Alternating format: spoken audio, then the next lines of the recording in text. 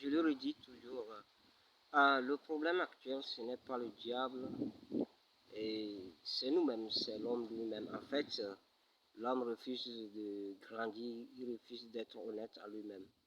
En fait, nous devons en quelque sorte grandir, et quand nous grandissons devant le diable aura peur de nous. Donc, on refuse de grandir. On refuse de mettre en application la parole de Dieu.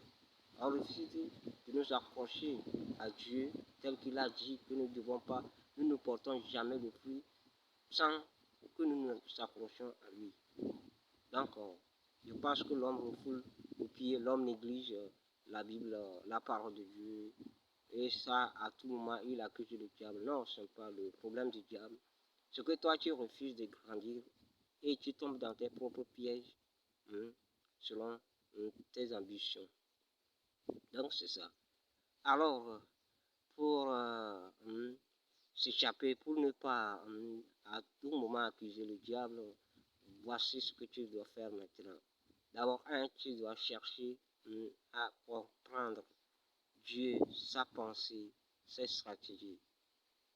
Et après avoir cherché à comprendre Dieu, ses pensées, ses stratégies, tu dois chercher à connaître ce que la Bible conseille par rapport au diable.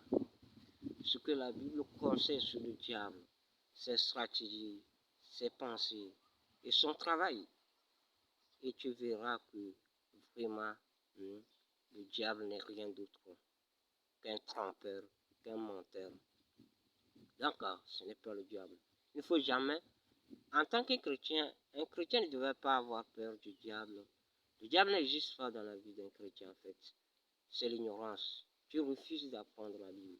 Tu refuses de chercher à connaître qui est le diable, ses pensées, ses stratégies. Sinon, je t'assure, il n'est rien d'autre qu'un trompeur, un menteur. Il nous harcèle seulement. Il nous hante seulement. C'est-à-dire, il nous pousse à nous stresser sous l'effet de nos ignorances. Sinon, il n'est rien du tout. Il n'est rien du tout. Oui, c'est ça. Tu refuses de grandir. Tu refuses de connaître la parole de Dieu. Donc, je t'encourage vraiment à sortir de l'ignorance. Et deuxième principe, il faut avoir une bonne maîtrise de soi.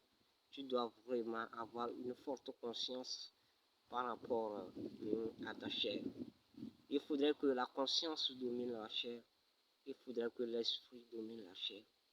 Vraiment. Parce que tu peux vraiment connaître Dieu, connaître la Bible parfaitement. La pensée de Dieu, tout, connaître tout, mais ne pas mettre en application. Ne pas vivre cette parole selon cette parole.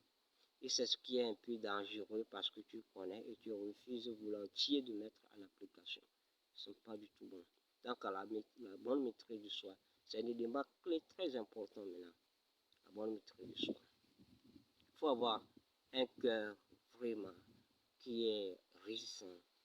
Un esprit qui est résistant, j'allais dire. C'est un esprit, c'est pas un cœur, pardon. Un esprit qui est résistant.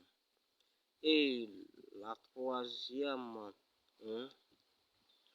catégorie, ce que tu dois vraiment grandir, commencer par grandir de l'intérieur. Il faut être honnête à toi-même. Décide de grandir, toi, individuellement.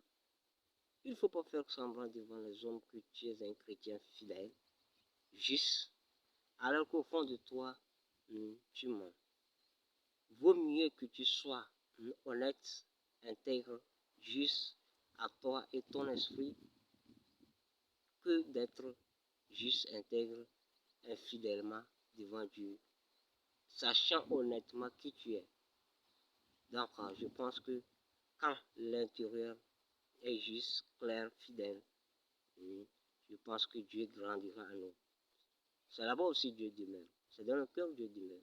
Et si là-bas est bon, l'environnement, cet univers est bon, donc je pense que il va vraiment demeurer là-bas. Mais si là-bas est vraiment mauvais, cet univers est mauvais, Dieu aura du mal à rester là-bas. Et de l'extérieur, malin, en souffre. Mais si là-bas, c'est un bon univers, Dieu restera là-bas.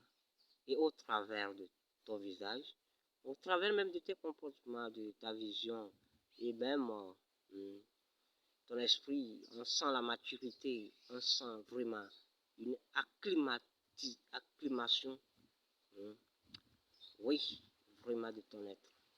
Et vraiment, la nature n'hésitera pas à te faire grandir, à te confier des grandes missions. Oui, c'est ça. Regarde le jeune David qui chantait à tout prix. Parce qu'à l'intérieur de lui, il a grandi. À l'intérieur de lui, c'était vraiment plein, c'était vraiment correct 100%. Et la nature n'a pas hésité de le faire grandir. Bien sûr qu'il y avait vraiment ses frères et sœurs. Non, bien sûr qu'il y avait ses frères même, qui l'ont dépassé largement en âge. Mais Dieu l'a choisi pour gouverner. Parce que l'intérieur de lui est grand. L'intérieur de lui est mature. L'intérieur de lui, c'est un bon univers. Donc, c'est ça. Alors, grandissons de l'intérieur et tout ira bien. Alors, c'est ce que je voulais ajouter aux, aux jeunes chrétiens, aux jeunes chrétiennes, à nos papas, à nos mamans, les petits-enfants. Alors, recevez ma voix. Bonne journée.